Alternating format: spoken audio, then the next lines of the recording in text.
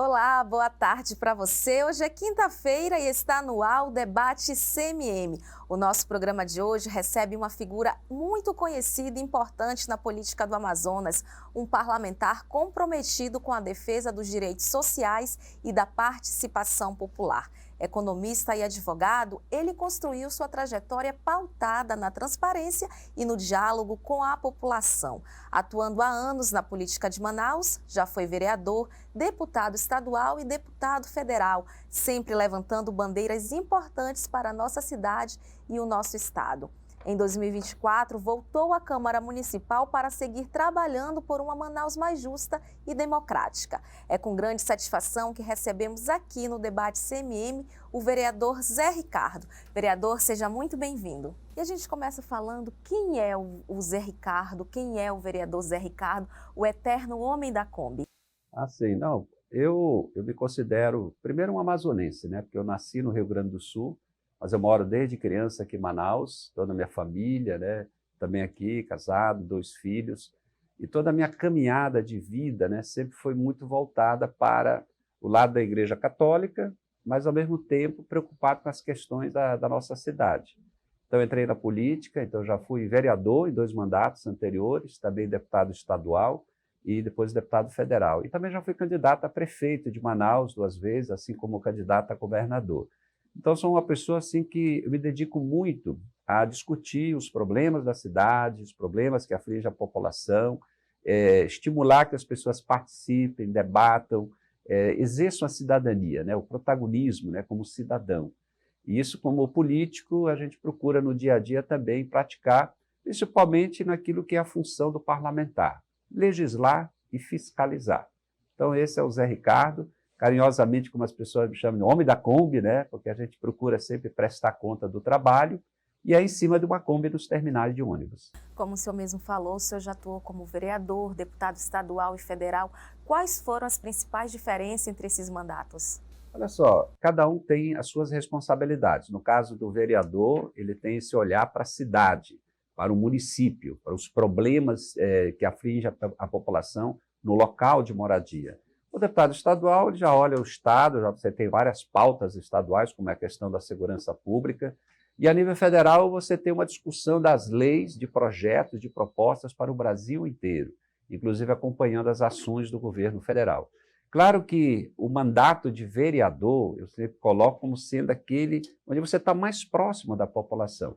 As pessoas estão lá morando no lugar, os problemas do bairro, na rua, o transporte coletivo, a questão do lixo, do saneamento, da iluminação pública, da circulação na cidade, né, no sistema viário, na rua, no trânsito. Então, são os problemas realmente do dia a dia. Então, o vereador trata disso e eu considero muito importante, né, o papel do vereador, a atuação do parlamento municipal para ajudar o município e a população e ser uma voz da população para resolver os problemas e melhorar a vida na cidade. Então, eu gosto do trabalho, me dedico bastante e eu acredito que, com a participação das pessoas, se consegue resolver boa parte dos problemas. E esse é o grande desafio, envolver a população para ela estar na linha de frente também, sendo a voz cobrando as ações do poder público. Exatamente, era isso que eu ia lhe perguntar, né? Essa sua vasta experiência em outros mandatos também, nessa sua atuação aqui dentro da Câmara Municipal, traz uma bagagem de muita experiência, né? A gente vê que, por exemplo, você vai tratar sobre Zona Franca de Manaus, é um assunto de Manaus, é um assunto do Estado, é um assunto federal. Eu, como deputado federal, estivemos defendendo a Zona Franca, porque no governo anterior havia uma oposição, ou seja, o governo era contra a Zona Franca de Manaus. Então, a defesa da Zona Franca, como deputado federal, é muito importante. E agora, como vereador, o dia a dia, questão do trabalho, cuidar do distrito industrial, cuidar do ambiente, do transporte dos trabalhadores, tudo tem a ver com pautas locais, mas também com aquilo que sempre se defendeu a nível nacional. Garantir política de incentivos fiscais, como o presidente Lula fez agora com a reforma tributária, garantindo a continuação dos incentivos e, com isso, os empreendimentos, as empresas, as que estão aqui ficando e ampliando, e novas empresas chegando. Então, essa é uma pauta que a gente sempre esteve dedicado e agora, como vereador, vamos continuar. Lá como deputado estadual, o senhor apresentou leis importantes, né, como a lei da ficha limpa estadual. Essas pautas, elas ainda são urgentes aqui para a política municipal? Olha, todas as leis estaduais, elas têm, vamos dizer assim, abrangência em todo o estado. Então, às vezes, a aplicação dela vale também, claro, nos municípios. Vou dar um exemplo. Além dessa lei do ficha limpa, fala da transparência, do gasto público, tem uma outra lei de minha autoria que trata sobre a quantidade de alunos por sala de aula. É uma lei que está incorporada uma outra lei, que é o Plano Estadual de Educação. Exatamente uma proposta para que não tenha superlotação na sala de aula. A sala de aula tem uma quantidade adequada de alunos para ter todo um processo de acompanhamento, de aprendizagem. Então, é uma lei estadual que vale para todas as escolas, municipais, estaduais, particulares, todas. Tem uma lei outra que trata do Fundeb, né, do Fundo da Educação, portanto, do recurso que vai para a educação. É a lei do Fundeb transparente, aprovado também de minha autoria, que vale para o município e para o estado. Ou seja, as prefeituras, prefeito de Manaus, prefeitos do interior, governador, têm que prestar contas detalhadamente todo mês, né, na internet, sobre o dinheiro que entrou para o Fundeb. Quanto veio, quanto foi gasto, como foi gasto e quanto sobrou. Para no final saber se sobrou algum valor para pagar abono dos professores. E sempre é uma confusão no final do ano. O pessoal cobra do prefeito, cobra do governador. É uma lei estadual que vale para todos e é de minha autoria e, portanto, fortalece muito a educação. Exatamente, sobre a educação que a gente vai falar no próximo bloco. Não saia daí que o debate CMM volta já. Já de volta com o debate CMM nessa tarde de quinta-feira. A conversa de hoje é com o vereador Zé Ricardo, do Partido dos Trabalhadores.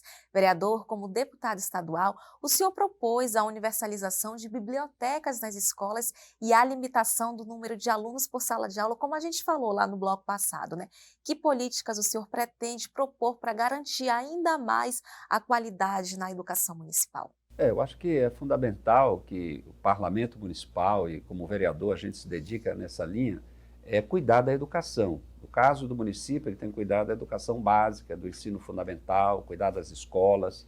Ainda existe hoje mais de 100 escolas municipais que são instalações alugadas, algumas de forma muito precária, a estrutura é precária, é inadequada para funcionar de forma regular como escola.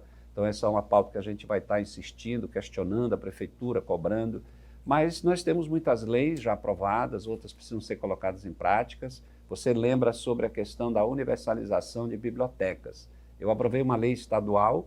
Naquele período do governo Dilma, tinha muito recurso para investimentos em bibliotecas nos municípios. Então, aprovamos a lei exatamente para o Estado ter mais instrumentos para captar esse recurso. Agora, no município, eu vou estar fazendo a mesma coisa, eu vou defender que tenha um programa de implantação de bibliotecas.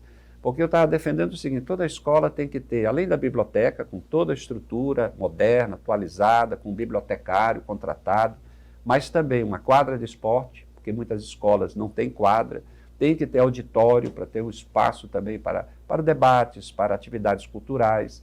Você tem que ter uma estrutura completa numa escola, porque tudo isso vai influenciar na qualidade da educação. Então, a área da biblioteca não só na escola, mas também a ideia é defender que tenha biblioteca no bairro, onde mora, né? A criança mora, adolescente. Dentro do bairro, você tem que ter essas opções para a população, para os jovens, para os adolescentes. Então, falar de biblioteca é falar de conhecimento, é falar de coisas novas, e fortalecer mais assim o crescimento pessoal, o desenvolvimento das pessoas, principalmente das crianças. Já que o município tem que cuidar da educação básica municipal, desde a infantil, desde creche, então nós precisamos que a partir daí, desde o início, já colocar um livro nas mãos das crianças. Melhor um livro do que no futuro outras coisas. O importante é que crie-se oportunidades na área da educação, do conhecimento. Por isso que eu defendo muito isso. O projeto de limite de quantidade de estudantes por sala de aula, de alunos, é muito importante, porque com isso há um acompanhamento melhor, né, no desenvolvimento de cada criança. E hoje em dia tem uma outra questão, né, ligada à área da saúde. Você tem muitas crianças com algum tipo de necessidades especiais, né, são variadas aí. O chama atenção a questão do autismo. Então, na escola também tem que ter uma equipe completa. Já é uma outra legislação que a gente conseguiu aprovar a nível de Estado, que a nível de município temos que ver como está funcionando, que é a garantia de ter psicólogo na escola, assistente social, nutricionista, ter pessoas contratadas para acompanhar também professores, para ajudar no atendimento dessas crianças, estudantes com algum tipo de necessidade, então, e que são direitos, são todos direitos já definidos na Constituição e na legislação. Então, são vários projetos, eu vou continuar defendendo isso, porque esse é o caminho que eu acredito. Desenvolver o lugar, o desenvolvimento do nosso Estado passa pelo conhecimento. E quando fui deputado federal, a maior parte dos recursos de emenda parlamentar eu destinei para a Universidade Federal, Universidade do Estado, né, para o Instituto Federal, para centenas de escolas também com estrutura, equipamentos, para o conhecimento. Esse é o caminho melhor que a gente pode dar, um futuro melhor para uma criança, um adolescente e um jovem. O senhor tocou no ponto quando o senhor foi deputado federal e a gente lembra que o senhor foi o deputado federal mais votado em 2018, né? O que o senhor acredita ter motivado essa expressa, né, esse número grande, essa expressiva votação? Eu acredito que as pessoas acompanham os mandatos, verificam o trabalho de cada um, né? Como deputado estadual, a gente foi assim, muito ativo, com muitas propostas, muitos projetos, também visitando muito o interior do Estado, cobrando, fiscalizando o governo, porque o parlamentar ele é eleito para legislar, que são os projetos, as propostas, discutir os projetos do governo, mas a outra parte é a fiscalização. Então o povo paga o salário de um parlamentar para fiscalizar, no caso do deputado estadual, fiscalizar o governo do Estado, e o vereador, a prefeitura.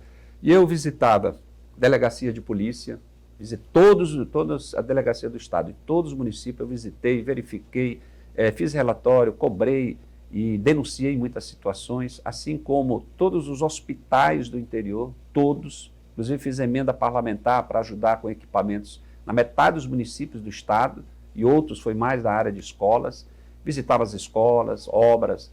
Então, tudo isso com certeza contribuía para que a população visse que era importante também, como deputado federal, a nossa atuação. Por isso foi bem votado. Na última eleição, para a reeleição, eu fui um dos mais votados e acabei ficando fora por conta da questão do coeficiente eleitoral. Quer dizer, o partido e a federação não atingiram o coeficiente eleitoral. Então, com isso, eu fiquei fora. Hoje tem 2 deputados federais lá em Brasília que com menos votos do que eu, estão lá, pelas regras eleitorais. Mas em si a votação foi muito boa, a gente sempre agradece à população, assim como foi a eleição para vereador, né? Foi o segundo mais votado em Manaus. É um reconhecimento das pessoas, da nossa atuação, do nosso empenho no dia a dia pela vida da população. Aí a gente fala agora de saúde. Quais são as suas prioridades, né? Tem pouco mais de um mês que os trabalhos aqui na Câmara Municipal começaram. O que de lá para cá o senhor já avalia de um trabalho bem desenvolvido, bem desempenhado e as suas prioridades para a saúde?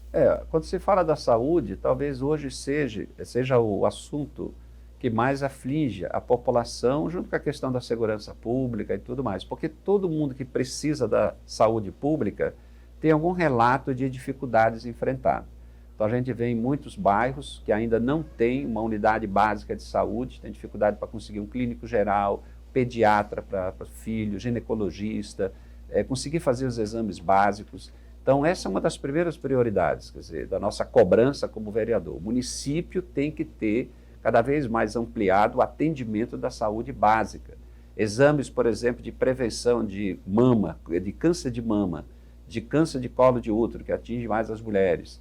Exames também para prevenir, para tentar detectar de forma precoce questão da próstata, câncer de próstata, que atinge os homens. Então são 2 áreas, são 2 doenças que se não cuidar, você chega numa situação extrema, tem que procurar tratamento especializado, mas que você pode trabalhar a prevenção, e esse é o papel do município.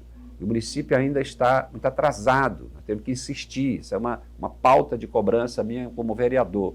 Também temos que entender que a saúde precisa ser em toda a cidade.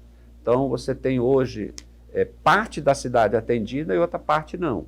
O governo do estado, inclusive, agora está até questionando a prefeitura, e o governo estavam brigando, porque a prefeitura diz que o governo está devendo um valor, porque está prestando um serviço que é do estado, e o estado está dizendo que também está fazendo através dos SPAs, CAICs, CAIMs, né, e outras unidades de saúde, também estaria desenvolvendo atividades de atenção básica, que é o papel do município. Não importa qual é a instância, o certo é que a população quer um melhor atendimento. E esse é o maior desafio que tem. Isso na saúde básica. Mas quando você vai na saúde especializada, média e alta complexidade, a situação piora ainda. Aí já é o governo do Estado. Então tem filas enormes, filas virtuais, o sistema de regulação do Estado que não está funcionando, pessoas morrendo nessa fila, aguardando meses, às vezes até mais de um ano, para fazer um exame ou uma cirurgia, uma internação. Então talvez hoje uma área das principais que a gente tem que se dedicar e dar uma solução. Pessoas têm direito a ter um bom atendimento da saúde, mas do jeito que está, não está bom. Aí a gente muda de assunto e fala um pouco do seu histórico na atuação de apoio a movimentos sociais e sindicais. Como é que o senhor acredita que pretende, né, fortalecer a relação entre a Câmara Municipal e esses movimentos? Olha, eu acho que é muito importante que a sociedade acompanhe o trabalho da Câmara Municipal. Nós tivemos anos atrás, na época do vereador Aloysio Nogueira, ele iniciou o processo do Fórum do Orçamento Público Municipal. Também o ex-vereador Valdemir José, ele participou na época, estava na assessoria, depois ele também eleito vereador, também teve essa prática. Quando eu fui vereador também a gente ouvia muito a sociedade em relação às propostas, não só propostas que poderiam se transformar em projetos de lei, ou indicações ou cobrança da prefeitura, mas também propostas para discutir o orçamento municipal. Na época não existiam as emendas impositivas dos vereadores. Era só o orçamento e, no final do ano, fazendo o debate, vereadores podiam apresentar emendas a esse orçamento e as emendas que nós apresentávamos, que eu apresentei, Valdemir José, o ex-vereador Bibiano, o ex-vereador Praciano também, o ex-vereador Aloysio, que começou, eram emendas e propostas vindo da sociedade, de segmentos, de entidades, de associações, de bairros, de movimentos que estavam lutando para, por exemplo, a drenagem do Igarapé da Cachoeirinha. Foi uma luta da comunidade, da população, do movimento que lutou e, no final, a prefeitura acabou fazendo a urbanização. Eu acredito muito nisso. Nós temos, por exemplo, os professores, que reivindicam sempre seus direitos, o pagamento da database, a transparência no Fundeb. A gente tem que empoderar para que eles possam realmente estar presentes, influenciando os vereadores. Temos a questão do transporte coletivo.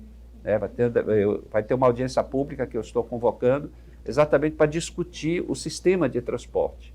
Nós temos também a questão da água e esgoto, muito importante porque está se cobrando taxa de esgoto, talvez até de forma indevida, e o preço muito elevado, a tarifa muito elevada da água. Então, são questões onde a população se mobiliza, e eu acho que é importante a mobilização para pressionar o parlamento e cobrar que o Poder Executivo possa intervir nisso e garantir serviço de água de qualidade, tratamento do esgoto que é necessário e também vários outros serviços, principalmente o transporte coletivo. Aí a gente chama atenção também para a questão da juventude, Para ela ficar mais para perto, para trazê-la mais perto da política. A gente vê que tem uma parte da juventude que tem demonstrado um desinteresse, uma descrença na política, O que o senhor acredita que pode ser feito para que essa juventude ela possa aumentar essa participação, não só na política, mas também como debates que seja de interesse deles? Eu acho que nós precisamos exatamente fazer isso. Nós temos que estimular os jovens a se interessar pela política, participar. E aí a política não é só a partidária.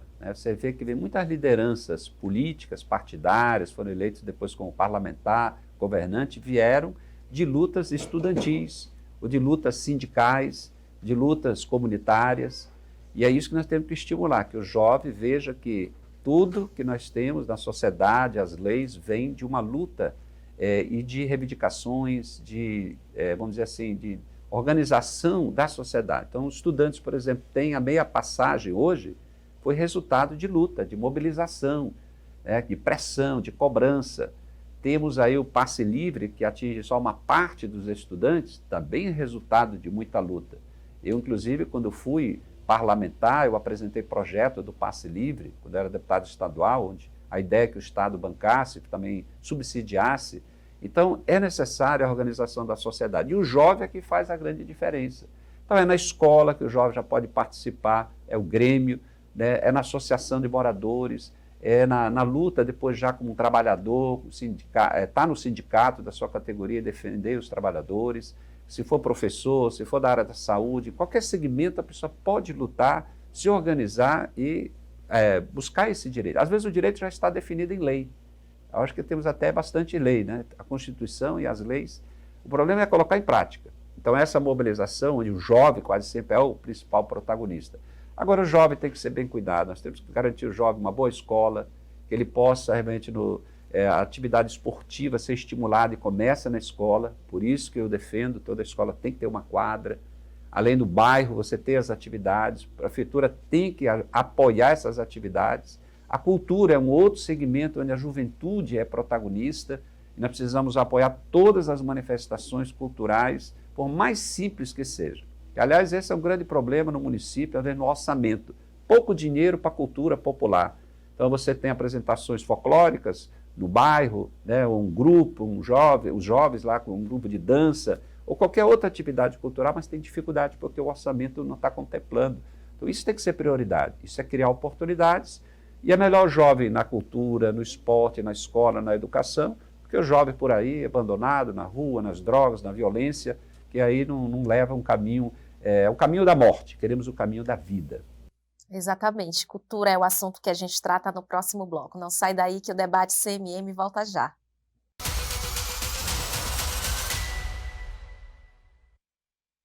Já de volta com o debate CMM, nós falávamos de cultura.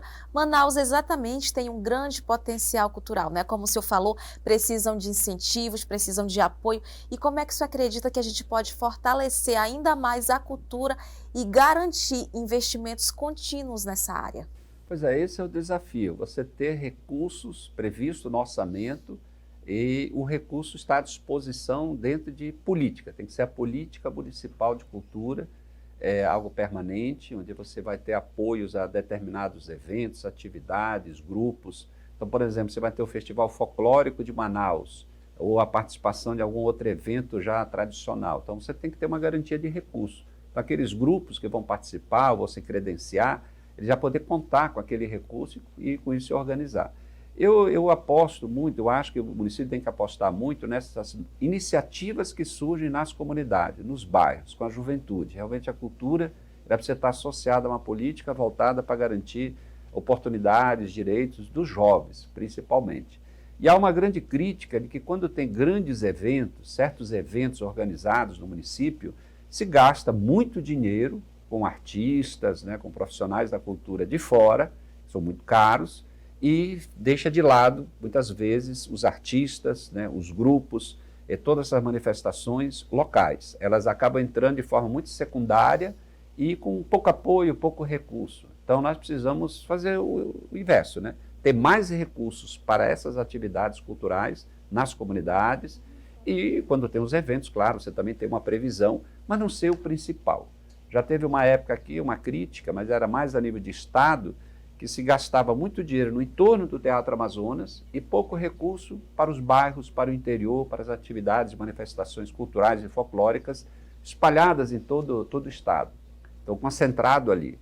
No caso do município, a preocupação é que esse recurso, então, vá de forma muito democrática, aberta, transparente, chegar realmente a quem está fazendo a cultura. E as várias formas diversas de manifestações culturais, né? Até o grafiteiro precisa ser valorizado. Eu conversei com um grupo recentemente e ele falava dessa falta de apoio adequado. Né? E assim vai, né? As danças, as músicas, né? Os pequenos grupos que nós temos que estimular. E é na própria escola. É na escola, é a leitura, é livros, é escrever, é a poesia, é o cântico, é tudo. É na escola. Eu aposto que tudo pode começar ali na escola. E a escola está no bairro, então é naquele lugar onde a criança, o jovem, as pessoas moram. É ali que tem que ter vida, ali que a cultura tem que estar presente e sendo valorizada. O senhor preside a Comissão de Direitos Humanos, Povos Indígenas e Minorias. Quais são as suas políticas públicas voltadas às comunidades indígenas que vivem aqui em Manaus? Essa comissão da Câmara, ele acaba ficando um pouco abrangente, porque quando a gente fala de direitos humanos, nós estamos falando de todos os direitos inerentes à pessoa humana. Direitos humanos, eu posso estar falando de saúde, o direito à saúde, o direito à educação, ao trabalho, à previdência, à assistência, direito à água, direito ao transporte de qualidade. que, aliás, a lei orgânica do município de Manaus, ela é bem clara, que ela fala assim, que a população tem o direito a ter um transporte de qualidade, com segurança e preço justo. Quando a gente olhar todos esses itens, a gente vê que o nosso transporte está ruim, né? A qualidade é questionável, a segurança às vezes não tem, seja no ônibus em si, velho, às vezes com problema mecânico, mas em si a falta de segurança no entorno do transporte, e o preço acaba sendo muito caro por conta de um serviço que não é de qualidade, mas são direitos. Então a Comissão de Direitos Humanos ela pode tratar desses temas de forma muito ampla, embora tenha outras comissões específicas também.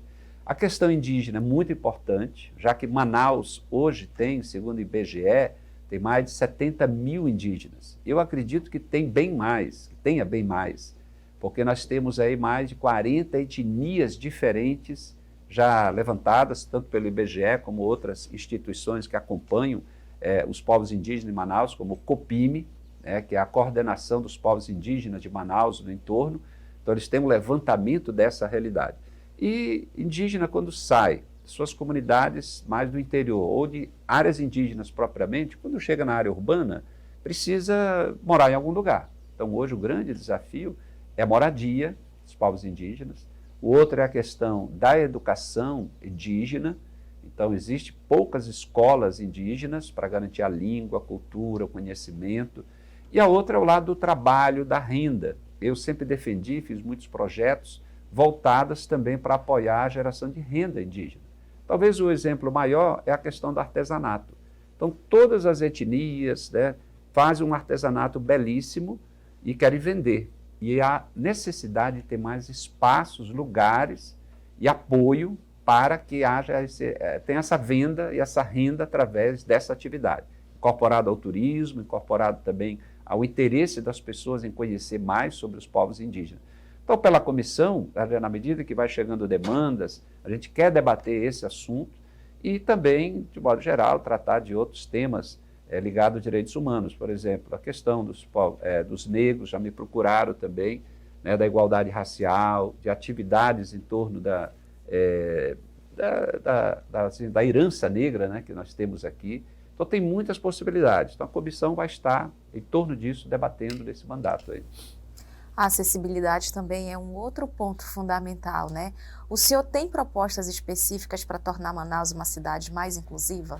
Pois é, nós precisamos também que o poder público municipal garanta políticas de inclusão social, garanta acessibilidade. Você tem a questão de pessoas com determinadas necessidades especiais. Tudo tem que ser adequado porque é legislação, é lei. E começa na escola, começa no espaço público, começa a ter profissionais também para atender, na escola, na saúde, na área da assistência social. E, portanto, uma coisa puxa a outra. Inclusive, você tem na área da assistência a necessidade de ampliar os CRAs e CREAs. Temos a situação também de muitas famílias em situação vulnerável. Aí tem um Bolsa Família do governo federal, mas tem muitas famílias aí com outras necessidades. Falta de moradia, área de risco. Então, às vezes, uma família está numa situação extremamente vulnerável, da pobreza, não tem um lugar adequado para morar, e, portanto, tudo isso dificulta a sua vida. Né? Vereador, para finalizar, deixe uma mensagem para o seu eleitorado e também para outra parte da população que, mesmo não tendo votado no senhor, ainda lhe tem como representante, né? O que o senhor tem a dizer para eles? O vereador, uma vez eleito, é vereador de toda a cidade, é vereador de todo mundo, quem votou, quem não votou.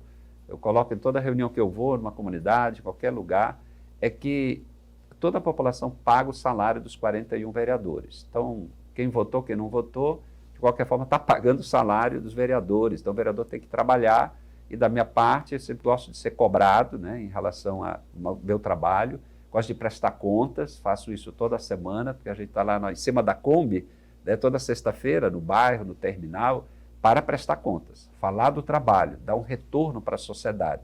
E é importante que as pessoas acompanhem. Visite a Câmara. Tem uma pesquisa recente que mostrou que boa parte da população nem conhece, não sabe nem onde fica a Câmara, não conhece o trabalho dos vereadores e muitas vezes não acredita também.